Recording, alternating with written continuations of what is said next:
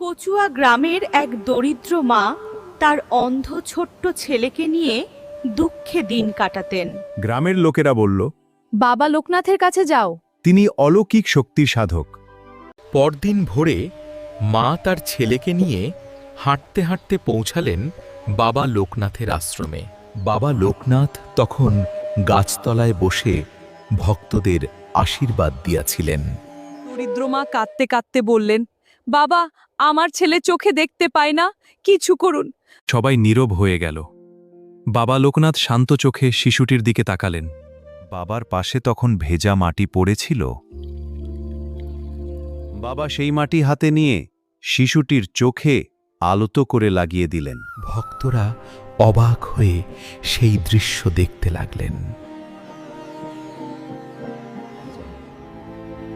কিছুক্ষণ পর শিশুটি ধীরে ধীরে চোখ থেকে মাটি সরাতে লাগলো।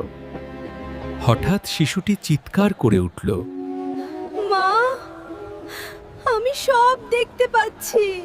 সেই অলৌকিক ঘটনা দেখে সবাই বাবা লোকনাথের নাম জপ করতে লাগল। আপনি কি বাবা লোকনাথের কৃপায় বিশ্বাস করেন?